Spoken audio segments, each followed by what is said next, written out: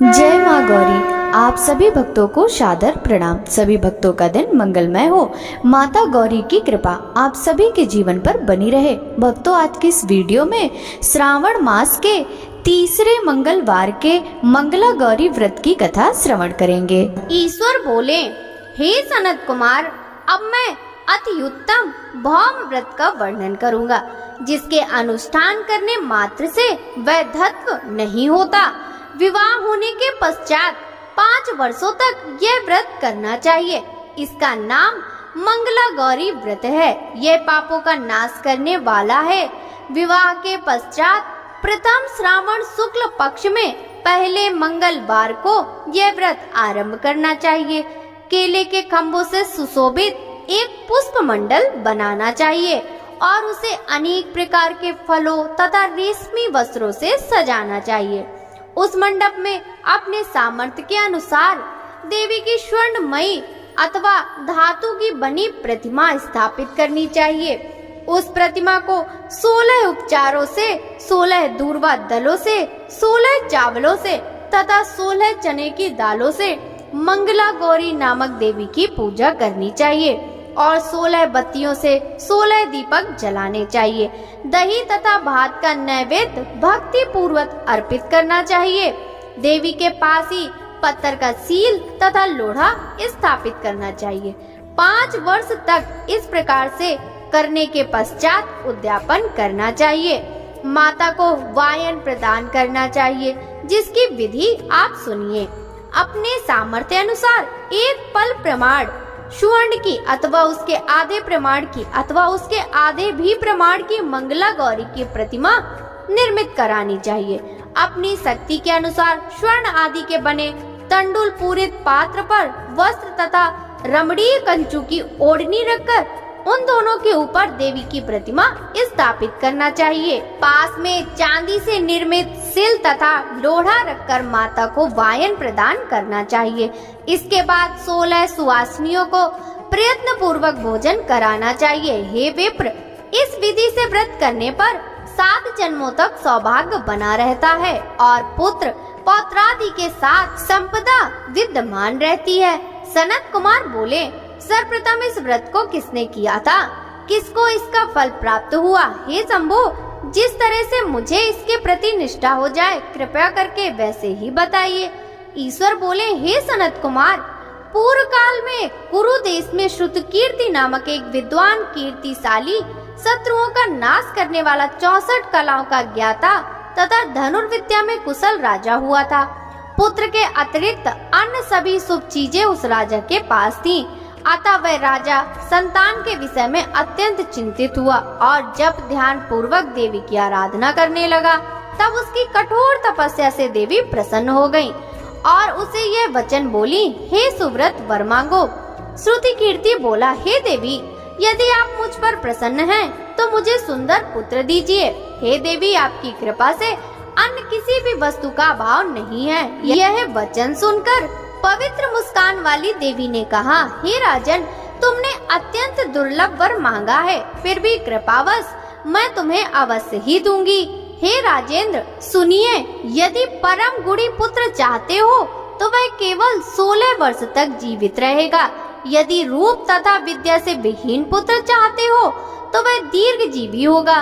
देवी का यह वचन सुनकर राजा चिंतित हो उठा और पुनः अपनी पत्नी से परामर्श कर उसके गुणवान तथा सभी शुभ लक्षणों से संपन्न 16 वर्ष की आयु वाला पुत्र मांगा। तब देवी ने भक्ति संपन्न राजा से कहा, हे नृपनंदन, मेरे मंदिर के द्वार पर आम का वृक्ष है, उसका एक फल लाकर मेरी आज्ञा से अपनी भार्या को उसे भक्षण हेतु प्रदान करो, जिससे वह अति शीघ्र ही गर्भ धारण करेगी, इसमें संदेह नहीं है। प्रसन्न होकर राजा ने वैसा ही किया और उसकी पत्नी ने गर्भ धारण कर लिया। 10वें महीने में उसने देवतुल्य सुंदर पुत्र को जन्म दिया। तब हर्ष तथा शोक से युक्त राजा ने बालक का जात कर्म आदि संस्कार किया।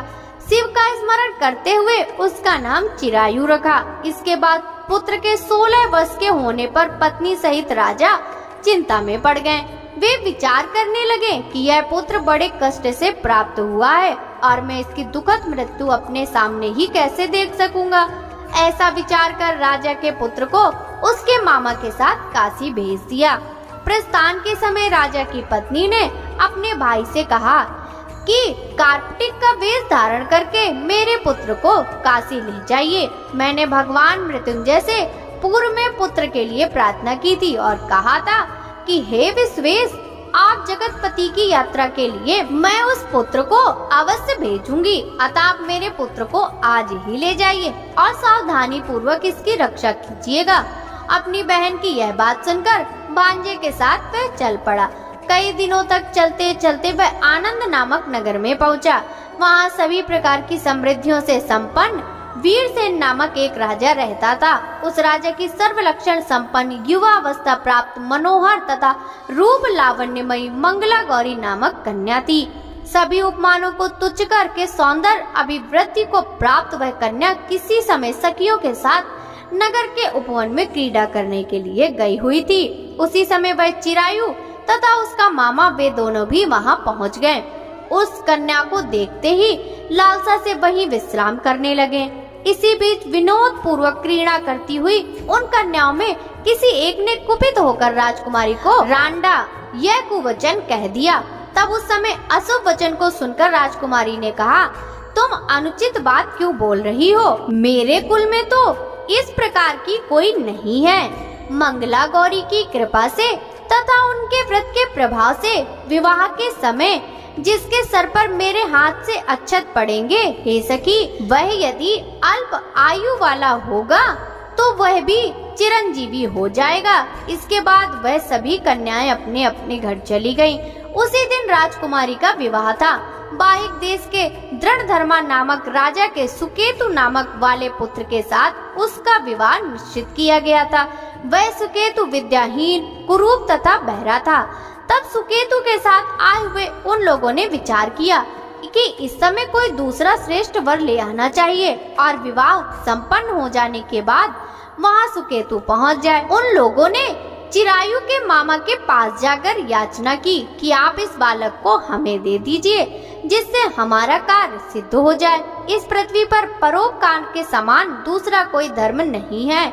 उनकी यह बात सुनकर चिरायु का मामा मन ही मन बहुत प्रसन्न हुआ, क्योंकि इसने उपवन में पहले ही कन्या मंगला गौरी की बात सुन ली थी। फिर भी उसने एक बार कहा कि आप लोग इसे किस लिए मांग रहे हैं? कार्य की सिद्ध हेतु वस्त्र, अलंकार आदि मांगे जाते हैं, वर तो कहीं भी नहीं मांगा जाता। तथापि आप लोगों का सम्मान रखने के लिए मैं इसे दे रहा हूँ। इसके बाद चिरायु को वहाँ से ले जाकर उन दोनों ने विवाह संपन्न कराया। सप्तपदी आदि के हो जाने पर रात्रि में शिव पार्वती की प्रतिमा के समक्ष उस चिरायु ने हर्षयुक्त होकर मंगला गौरी के साथ शयन किया। उसी दिन चिरायु के 16 वर्ष पूर्ण हो चुके थे और अर्धरात्रि में साक्षात्कार सर्प रूप में वहां आ गया। इसी बीच संयोगवश राजकुमारी जाग गई। उसने उस महासर्प को वहां देखा और भय से व्याकुल होकर कांपने लगी। तभी उस कन्या ने धैर्य धारण 16 उपचारों से सर्प की पूजा और पीने के लिए उसे दूध दिया। उसने दीनता भरी वाणी में उस सर्प से प्रार्थना तथा स्तुति की। मंगला गौरी प्रार्थना करने लगी, मैं उत्तम व्रत को करूंगी जिससे मेरे पति जीवित रहें। ये जिस तरह से चिरकाल तक जीवित रहें, आप वैसा कीजिए। इतने में सर्प वहां स्थित एक कमंडलू में प्रवेश कर गया और उस मंगला गौरी ने अपनी कंचुकी से उस कमंडलू का मुंह बांध दिया।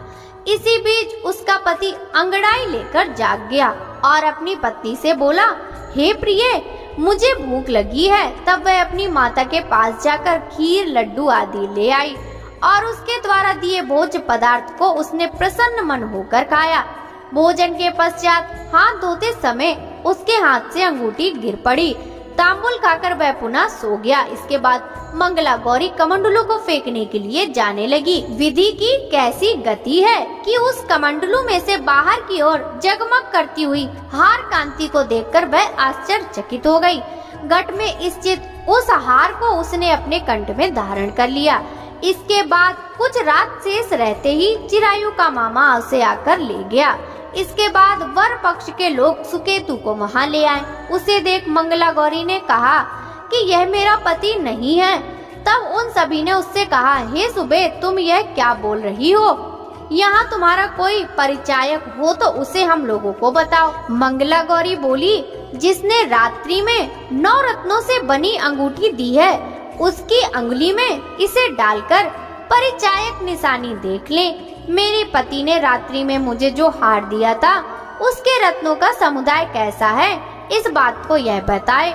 यह तो कोई अन्न ही है। इसके अतिरिक्त रात्रि में आम सींचते समय उनका पैर कुमकुम से लिप्त हो गया था।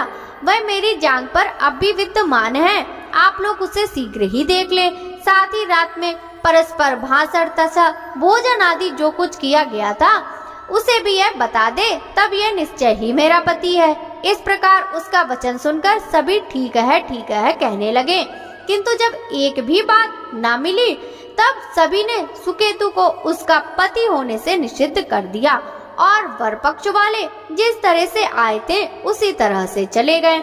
उसके बाद अपने वंश को बढ़ाने वाले महान यश से संपन्न तथा परम मनस्वी मंगला गौरी के पिता ने अन्नपान आदि वस्त्र का सत्र चलाया। उन्होंने वर पक्ष का वृतांत कानो कान सुन लिया कि स्वरूप से कुरूप होने के कारण लोगों के द्वारा किसी अन्न को वर के रूप में आदर पूर्वक लाया गया था।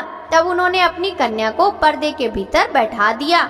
उसके बाद 1 वर्ष बीतने पर यात्रा करके चिरायु अपने मामा के साथ यह देखने के लिए आया कि विवाह के बाद वहाँ क्या हुआ है। तब उसने गवाक्ष के भीतर से देखकर वह मंगला गौरी अत्यंत प्रसन्न हुई और माता पिता से बोली कि मेरे पति आ गए हैं। राजा ने अपने सुहज्जनों को बुलाकर पूर्व में कहे गए सभी परिचायकों की निशानी को देखकर मंद मुस्कान वाली अपनी कन्या चिरायु को सौंप दी।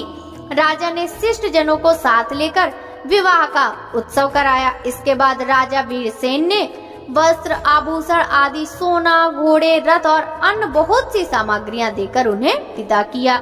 उसके बाद कुल को आनंदित करने वाला वह चिरायु पत्नी तथा मामा को साथ लेकर सेना के साथ अपने नगर पहुंचा। लोगों के मुख से उसे आया हुआ सुनकर उसके माता पिता को विश्वास नहीं हुआ। उन्होंने सोचा कि प्रारब्ध अन्यथा कैसा हो सकता है।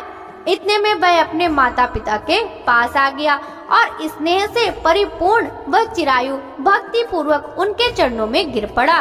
तब अपने पुत्र का मस्तक सूंघकर उन दोनों ने परम आनंद प्राप्त किया। पुत्र वधू मंगला गौरी ने भी सास ससुर को प्रणाम किया।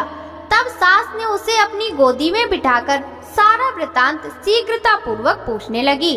हे महामुने, तब पुत्र वधू ने भी मंगला गौरी के उत्तम व्रत महात्म तथा जो कुछ घटित हुआ तब वह सब वृतांत बताया। हे सनत कुमार, मैंने आपसे इस मंगला गौरी व्रत का वर्णन कर दिया। जो भी इसका श्रवण करता है अथवा इसे कहता है, उसके सभी मनोरथ पूर्ण हो जाते हैं, इसमें कोई संदेह नहीं है। जय मंगला गौरी माता, जय मंगला गौरी माता, ब्रह्म सनातन देवी शुभ फल कदाता।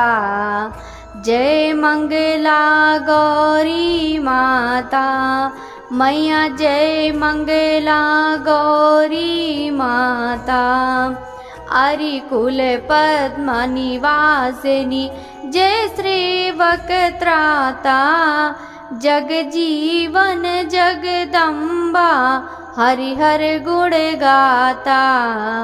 जय मंगला गौरी माता, सिंह को वाहन साजे कुंडल है साथा, देव वधू जहाँ गावत नृत्य करता था। जय मंगला गौरी माता, सतयुग शील सुसुंदर नाम सती कहलाता। हेमांचल घर जनमी सखियन रंग राता। जय मंगला गौरी माता, शुंभ निशुंभ विदारे हेमांचल स्याता, सहस भुजा तनु धरि के चक्र लियो आता।